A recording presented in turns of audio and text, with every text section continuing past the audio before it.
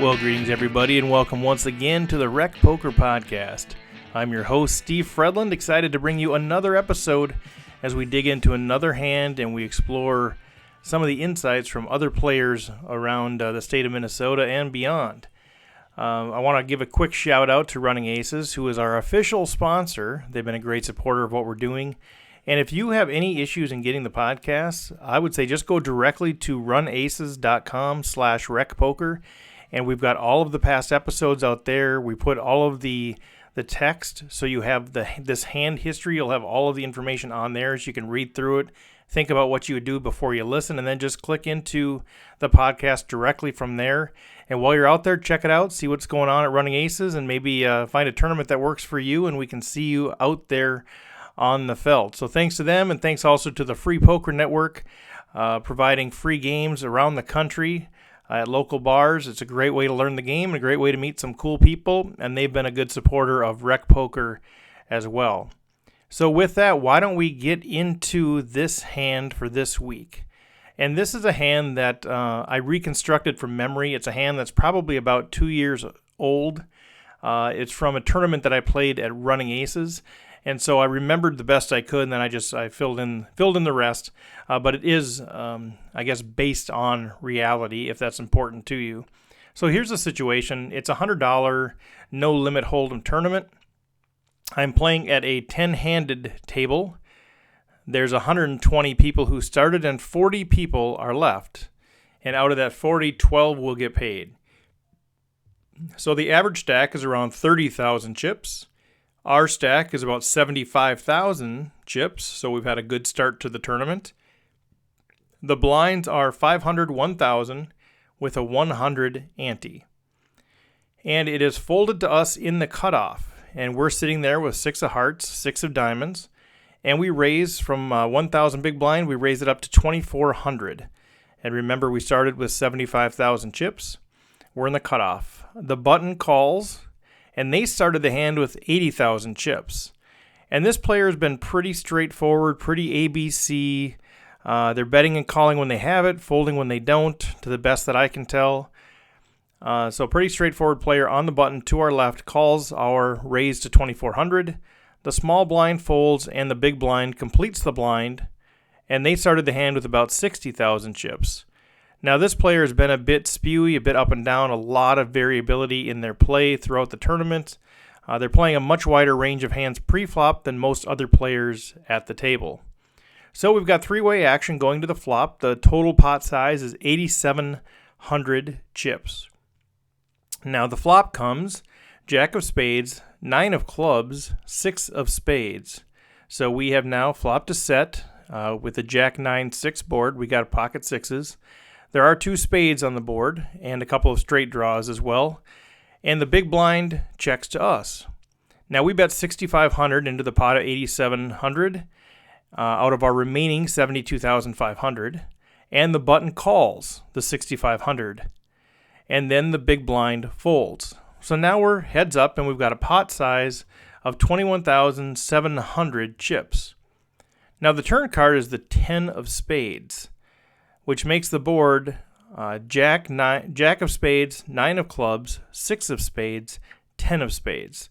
So Jack, 10, 9, 6 with 3 spades.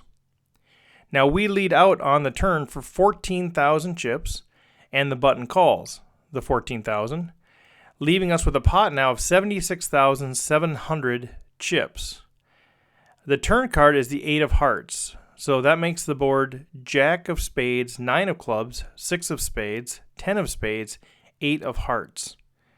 So given this, the questions that I pose to players are, what action do you take as the first to act on the river? Secondly, if we check and the button bets 25,000, what do we do?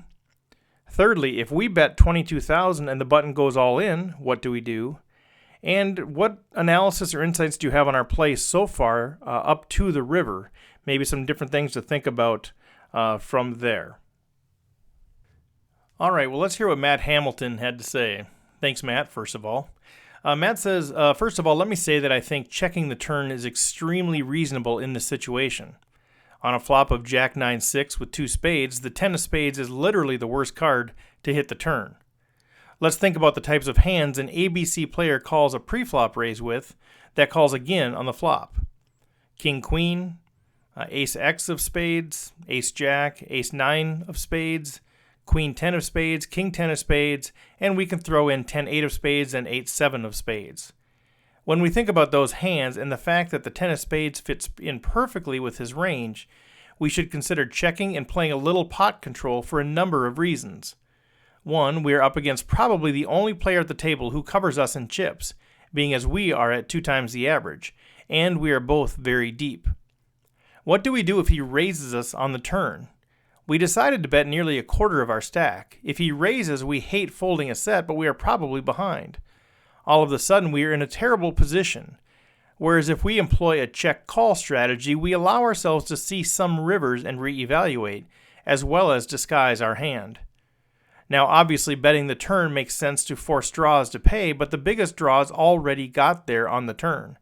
We are really betting hoping he has a few hands like Ace Jack or Ace Spades 9 offsuit, Queen Jack, King 10, but those hands will still likely call a river cruise bet if they check back turn and the river blanks. Also, you're likely not getting 3 streets of value from those hands, so choosing the flop and river to get value makes sense to me. Ultimately, I would like a turn check here, but being as we bet and got called, the question is, what action do we take? On the river, well, Matt says we should check. We just have to accept the board went from amazing to horrible. Literally the worst turn and river run out for us. Being as our opponent has some queen of spades and would likely check back hands we beat like ace jack, 2 pairs, etc., it's best to check fold. I just don't see many hands our opponent is turning into a bluff here. The second question is if we check and the button bets 25,000, what do we do? And Matt said he already answered that, fold. And then finally, if we bet 22,000 and the button goes all in, what do we do? And he says, why would we bet? In my opinion, no hand is calling us that we beat, and we certainly aren't folding our worse hands. What if we do briefly forget these factors and bet? We must fold to a raise. Well, thanks again, Matt. Good stuff as always. Let's see what Jason Ackerman has to say. I think the right play here is to check. Any flush or any straight beats us. The button has position on us, and he is in a great spot to bluff here and put pressure on us. If we bet, we put pressure on him, but what are we representing compared to what he is? If we bet, we are hoping he folds, but he has been calling each of our bets so far, so I feel he has a good hand and will call. But is his good hand better than our trips? What is he putting us on? The second question was if we check and the button bets 25,000, what do we do? Well, if we call this bet, this leaves us with a slightly below chip average if we lose the pot, but we still have 27 big blinds. Here you have to trust your read. We could easily be beat, but we are getting 4-1 on a call, and it makes it tough not to call. If we bet 22,000 and the button goes all in, what do we do? Well, I think here we have to fold unless we strongly believe he is bluffing. And then I asked for any analysis of our play prior to the river. Jason says, I don't know if I like the turn bet. I know putting pressure on him is better than letting him put pressure on us, but controlling our chip stack at this point is equally as important. I may have checked here to see what he does. If he bets, we can then maybe even check raise him, or if he checks back, I get the feeling we may have the best hand at that point, and our check will also control the pot slightly and save some valuable chips if we happen to have the losing hand. It is better to win a small pot than to lose a big one, especially at this point in the tournament. Thank you, Jason. Vic Swanson. I'm certainly checking the turn card after both a straight and a flush became available. I check the river and likely fold if the bet of 25,000 follows. I'm hoping he checks and he has 2 pair. Thank you, Vic. Chris Gordon. He says, I would bet another 14,000 on the river and make them think we want to call. And if they call, fine. If we check and the button bets 25,000, I would call. If we bet 22,000 and the button goes all in, I would fold. Chris says, I'm fine with the previous play, though would likely call pre-flop versus raise. Okay, thanks, Chris. How about we turn this over to Steve Olson? How are we doing, Steve? Hopefully doing well. Steve says, if you check the river, the button should know you don't have a flush or a straight. What kind of hand did you put the button on? Would he call pre-flop with suited Jack 9 or Jack 10? Did he smooth call you with pocket nines? Is he sitting on king-queen? Maybe you could get by with a blocking bet of 20,000. Best case, he somehow missed his draw or folds 2 pair or ace-jack. In the second section, the second piece, if we check any bets, Steve says it would depend on my read of the player and his starting hand range, but if you bet pre-flop, the flop, and the turn, he has to know you've got something, and if he is willing to bet the river if you checked it, I believe you'd have to fold because you're beat. And if I bet and he raises all in, the question that Steve raises is, what is the button's history? How often has he gone all in? I'd probably fold to a shove and live to fight another day. In an all-in situation, I like to be the first one in the pot unless I've really got the goods. In terms of other analysis, Steve says, I think I might check the flop and see what develops. As great as a set is, it's bottom set and vulnerable to that draw-heavy board. Either that or move in on the flop and end it right there. All right, good stuff. Thanks, Steve. Let's take a quick break and hear from our sponsor. Running Aces Casino and Racetrack has the best poker room in Minnesota, featuring 24/7 promos on all cash poker games, including earning $2 per hour in comps, plus the most player-friendly tourney structures. Visit runaces.com for daily promotions and the tournament calendar. Running Aces Casino and Racetrack, the official sponsor of Rec Poker. All right, let's pick up where we left off here. Now let's start with Taylor Moss. Taylor says, first off, I agree with a lot of the action prior to the river decision. Preflop sizing is good. No unusual play from our opponents leads to us making a standard continuation bet, although I think the sizing here might be a little too big on the c-bet. Then in the turn, we bet 2/3 pot for a scary turn card and just get a call. Going into the river, I'm not happy with where I'm at in the hand. So in terms of what action would you take if you're first to act on the river? Taylor says, I'm checking here, but I'm not doing it too quickly. I want the opponent to think that I'm thinking about it, even though my decision to check the river was decided after my turn bet. I think I would have only bet the river if the board paired, giving us a full house. With the delayed timing, I don't want to look like I'm giving up, even though I am giving up. Doing this might get us a check back from a 7. Thinking ahead, if we lead out into the button and get raised, we have to fold. I don't think an experienced player would raise us with anything less than a straight here. So if we bet, see a raise, and decide to call, we are either hoping that the opponent thinks 2 pair is good and is going for value, or they are bluffing. Both of those seem very unlikely to me, so I'm not betting for the fear of being raised. Overall, I think this is a situation where hand ranging essentially says that the button wins every time. In our range, the only value hands at this point are king, queen, queen, jack, pocket queens, or a suited ace. We have a lot of top pairs, sets, overpairs here that would be aggressive up until the turn and then are forced to give up. Pocket aces through sixes, ace jack, king jack. Where our opponent has a lot more of those middle hands that contain a random queen, a random 7, or the flush, given their calls on the flop and the turn. Our check takes out the top part of our range unless we are going for a trap. So I think we got very unlucky with the run out of the board, which happens, and we need to move on to the next hand. And all of this I said without giving much value to the note of button play straightforward. This is an even bigger push to say that we are beat. They've been putting chips into the pot and most likely have a made hand or a reasonable draw on the turn. Then the river completes every possible draw, making our set shrivel up. So the question is, if we check and the button bets 25,000, what do we do? Taylor says we fold. I say that while being able to look at the hand in retrospect. However, in the moment there's a chance if I'm off my game, I may be a little tilted by the run out and have to see that I was beat. I need to stop myself from making those mistakes because just sending 25 big blinds or a third of our stack for that information is terrible. Fold, fold, fold. And thirdly, if we bet 22,000 and the button goes all in, what do we do? And this is what I alluded to before, Taylor says. Betting on the river causes us to think we may be good, only to get raised is the worst leak in the world. We have to look one step forward, realize that we are almost always value cutting ourselves with this bet if we get called, and are only forcing worse hands to fold. It would be a really bad bet to make on the river, and an even worse call if the player moves all in. Good stuff, Taylor. Thank you, young man. How about Rob Washam? Rob says, this is a hand reading exercise. First, the button's calling range. Pocket 2 through pocket 10s or pocket jacks. Jack 10, Queen Jack, King Queen suited or otherwise. Ace 2 through Ace Queen suited, sometimes Ace King suited. And Ace 10 offsuit through Ace Queen offsuit and sometimes Ace King offsuit. And then 7-6 suited up through 10-9 suited and maybe some suited gappers. Now assume that he would 3-bet the top of his range. This is a very tight range, but a looser range would include all of those hands anyway. On the flop, he calls a 3/4 pot C-bet, so we can start to narrow his range. You said he was ABC and would fold when he doesn't have it. I will assume this means big draws also.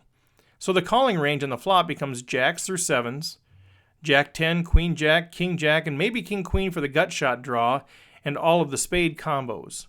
All of the suited aces of spades, as well as all Ace Jack of spades, or Ace with the Jack of spades, Ace 9 of spades, and Ace 6 of spades, Ace Jack offsuit, and maybe Ace King offsuit, and then 7-6 of spades through 9-7 of spades. 7-6 through 9-7 of all combinations, whether they're spades or not. Then the calling range on the turn narrows down to pocket jacks through pocket 8s, Jack 10, Queen Jack, King Jack, and we include some King Queen combos. All of the suited aces of spades, as well as all Ace Jack suited and Ace 9 suited.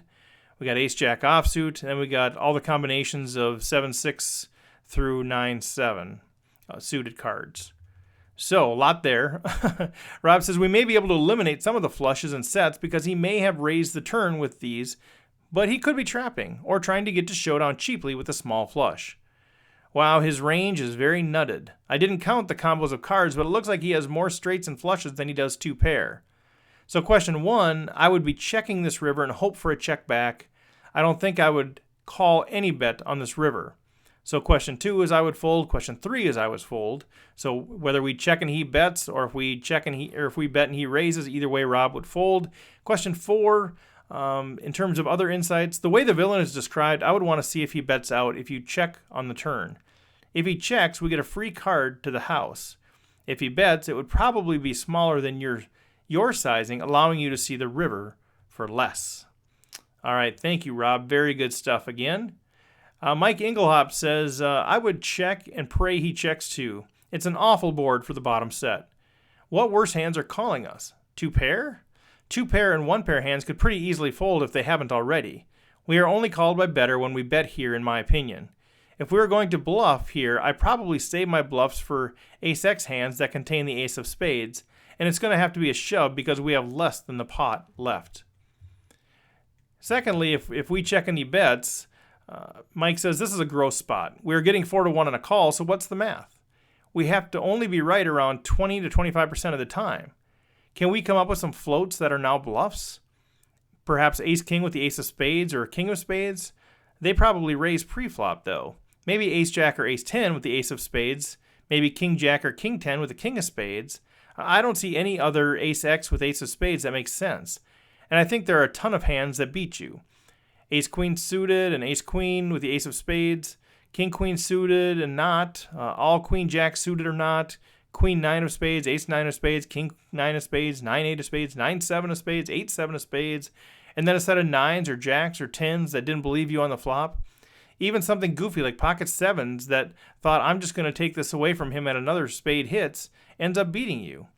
If it's possible he wouldn't have raised pocket queens in the pre-flop, then that beats you. Sadly, I think it's a fold, and I'm guessing the math would say so too. The third one, if we bet and he raises all in, Mike says we need to invent a time machine, go back, and don't bet 22,000. I think this has to be a fold. This game is over so often. You've shown strength on every street. You could have the nuts, ace-king of spades in your range, and not his, but that's about where your range advantage ends, in my opinion. As far as any other insights, Mike says having a set gives us equity even against a straight or a flush, as we could make a full house, so I don't mind aggression pre-flop, on the flop, and on the turn. I like the sizing pre-flop and on the flop. I think the turn sizing is too big. If the opponent has 1-pair hand, they'll go away for a smaller bet. There are just too many hands that aren't going away here because they have a ton of equity, so we don't have to make it big. I think 40% of pot is fine, and smaller could be fine too. All right, good stuff, Mike. Let's take a quick break to once again hear from our sponsor. Running Aces Casino and Racetrack has the best poker room in Minnesota, featuring 24/7 promos on all cash poker games, including earning $2 per hour in comps, plus the most player-friendly tourney structures. Visit runaces.com for daily promotions and the tournament calendar. Running Aces Casino and Racetrack, the official sponsor of Rec Poker. All right, and we are back. Turning now to Stacy Nelson and his input. Stacy says, "Arg, that's my input." This is where I tell myself, don't get married to any hand. I think I bet out again. If he is pretty straightforward, he may call with ace-jack or 2-pair. If he is super strong, he will come over the top of us and we give it up. If we just check to him, we may induce him to bet because we show weakness. So we almost have to call anything up to 25,000. So why not give him a chance to fold a better hand? With that board, he may fold pocket nines, pocket jacks, and maybe even the straight, depending on his view of you. I like our play so far. I just hate the board. Not confident in any of that, so I would love to hear what other people think. All right, thanks, Stacy. Andy Kaplan. He says, this is tough, but I think we have the best hand here. On the river, I think I make a value bet of maybe 21,000 or so. It seems like there are many hands in our opponent's range that we beat here. We lose with 2 random spades, with pocket jacks, pocket nines, or pocket tens, or a queen. Most of these are less likely based on the pre-flop, flop, and turn action. But we win with most other hands in his turn calling range, including ace-king, ace-jack, ace-10, ace-9, jack-9, pocket aces, and pocket kings. And it appears that our opponent has a hand he perceives as strong. I think when we have a strong hand that could very well be called down by a lesser hand, a thin value bet is the way to go. In the second situation where we check and they bet, Andy says checking is my second choice with the intention of calling a 25,000 chip bet. Again, we have the best hand here most of the time. If we bet and the button goes all in, I think I put them on a straight or a flush and I fold. If our opponent is willing to put all of his chips in, I think we need to give them credit for a very strong hand. Andy says, I like the play prior to the river. I think we have the best hand and our opponent has second best most of the time. Therefore, betting for value on every street is the best play and should generate or garner the most chips in the long run. He says, of note, I looked at this hand and last week's hand for probably over 30 minutes each.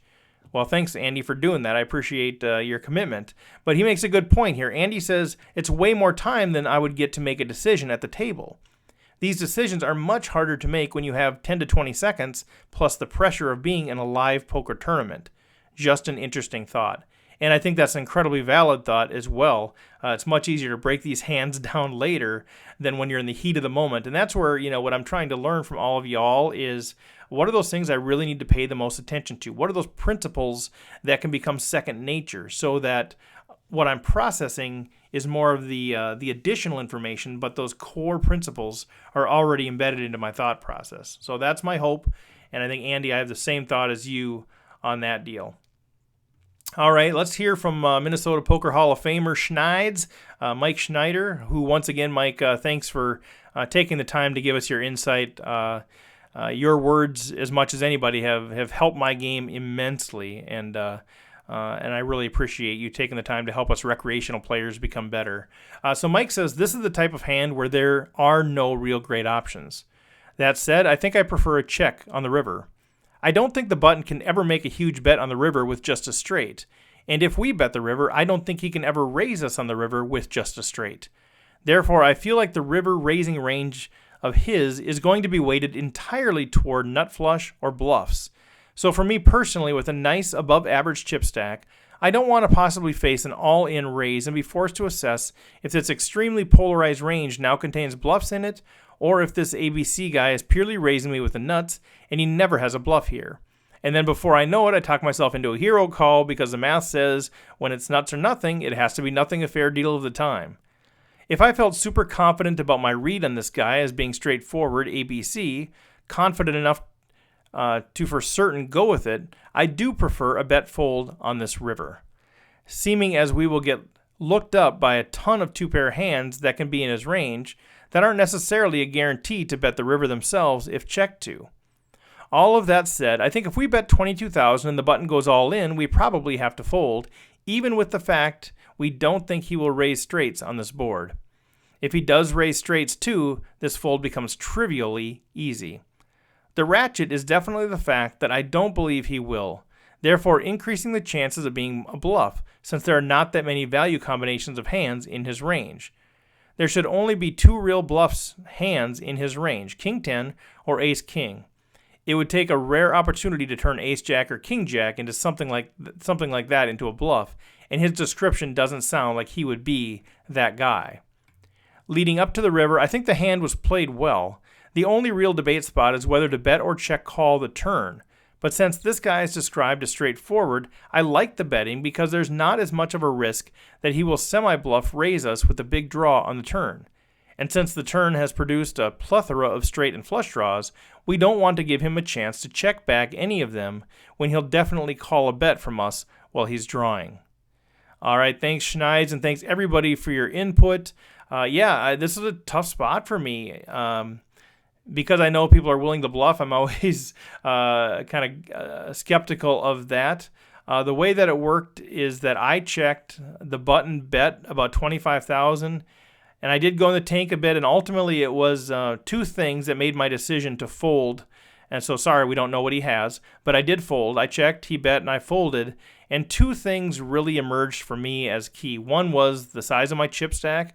Obviously, I want to build chips, but I had plenty of chips here. I wasn't desperate, and I felt like the upside potential of the pot, which was great, was not, however, as important as the downside risk of losing another 25,000. I felt comfortable at the table. I thought I can play with these guys, so I didn't feel like I had to take unwarranted chances. So that was one, and then ultimately the fact that he's been a very straightforward player.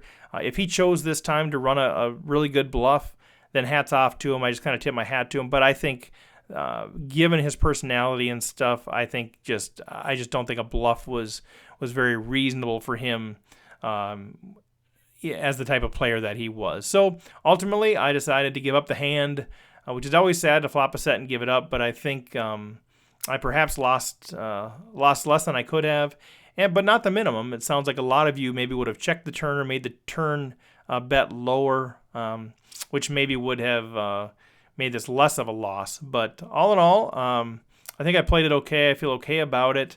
But you guys provided some great insight and ways that I can think about this at the next level. So thanks for that, y'all.